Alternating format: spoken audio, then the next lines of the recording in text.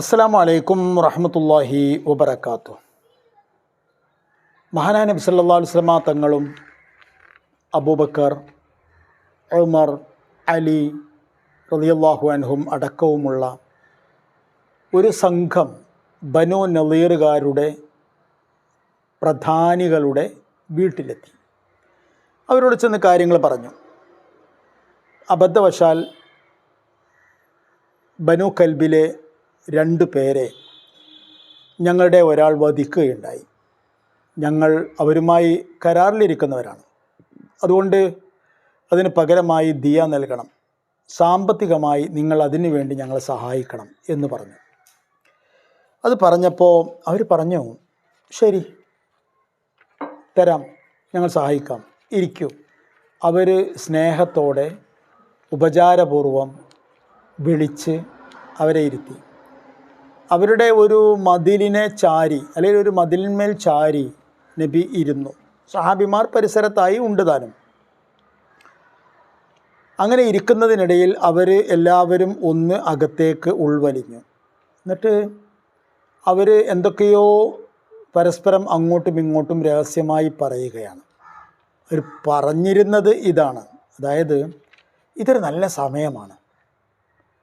മുഹമ്മദിൻ്റെ കഥ അങ്ങോട്ട് കഴിഞ്ഞാൽ പിന്നെ ഇസ്ലാമിന് കഥയില്ല. അതുകൊണ്ട് നമുക്ക് ഇയാളെ അബദ്ധത്തിൽ ഇവിടെ വെച്ച് കൊല്ലാം. അതിനെന്താ മാർഗം എന്ന് ചോദിച്ചാൽ, മുഹമ്മദ് ഇരിക്കുന്ന ആ ഭിത്തിയുണ്ടല്ലോ, ആ ഭിത്തിയുടെ മുകളിൽ കയറിയിട്ട് മുകളിൽ നിന്ന് വലിയ ഒരു കല്ല്, റഹ എന്നാണ് അറബിയിൽ പറയുന്നത്, അത് ആട്ടുകല്ല് എന്ന അർത്ഥത്തിലുള്ളതാണ്. എന്തായിരുന്നാലും അങ്ങനെ ഒരു കല്ല് തലയിലേക്ക് അങ്ങോട്ട് ഇടുക. അബദ്ധത്തിൽ സംഭവിച്ചതാണ് എന്നേ എല്ലാവരും പറയും. അതോടുകൂടെ ആ അധ്യായം അവസാനിച്ചേക്കും. അവരങ്ങനെ തീരുമാനിച്ചു. ആരാ ചെയ്യുക എന്നൊക്കെ പരസ്പരം ചോദ്യങ്ങളുണ്ടായി. അവസാനം അംർ ബിനു ജഹാഷ് എന്ന ഒരാൾ, അയാൾ പറഞ്ഞു, ഞാൻ ചെയ്യാം, എനിക്ക് ധൈര്യമാണെന്ന് പറഞ്ഞു.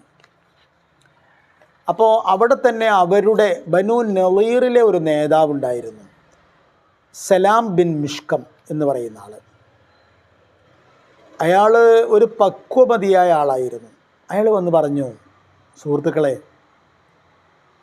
നമ്മൾ ഈ രഹസ്യമായി നടത്തുന്ന ഗൂഢാലോചനകൾ,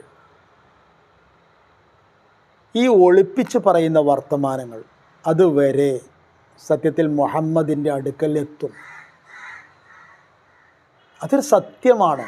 കാരണം മുഹമ്മദ് ദൈവത്തിൻ്റെ പ്രവാചകനാണ്, അത് എത്തുക തന്നെ ചെയ്യും. അതുകൊണ്ട് എൻ്റെ അഭിപ്രായത്തിൽ നിങ്ങൾ അങ്ങനത്തെ വിഡ്ഢിത്തത്തിനൊന്നും പോകേണ്ട എന്ന് അദ്ദേഹം പറഞ്ഞു.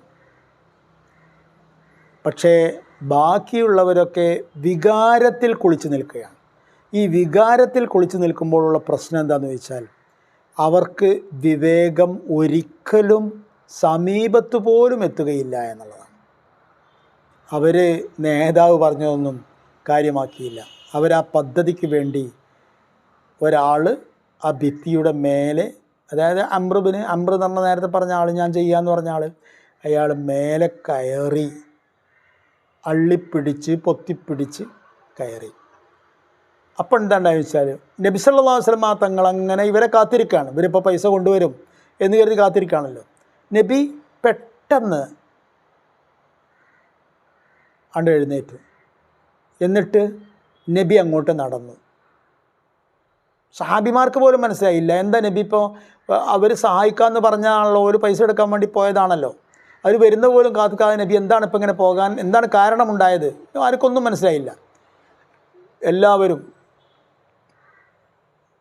സ്തബ്ധരായി നിൽക്കുമ്പോൾ നബി അവിടുന്ന് എഴുന്നേറ്റ് നടന്നിട്ട് അവരോട് പറഞ്ഞു, വരൂ എന്ന് പറഞ്ഞു. അങ്ങനെ അവരെല്ലാവരും നബിയുടെ പിന്നാലെ പോയി. അവരുടെ ആ വീടിൻ്റെ, അല്ലെങ്കിൽ അവരുടെ ആ കോട്ടയുടെ അടുക്കൽ നിന്ന് തെല്ല അകലെ എത്തിയപ്പോൾ നബി സല്ലല്ലാഹു അലൈഹി വസല്ലം തങ്ങൾ പറഞ്ഞു, ജിബ്രീൽ എൻ്റെ അടുക്കൽ വന്നു ഇപ്പോൾ.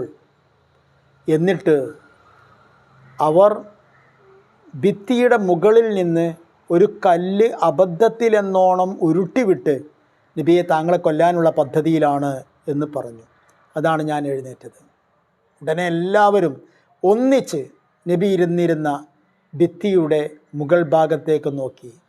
കൃത്യം ആ സ്ഥലത്ത് തന്നെ ഒരാൾ, അംർ ഇബ്നു ജഹാഷ്, പിന്നെ പറയേണ്ടതില്ലല്ലോ.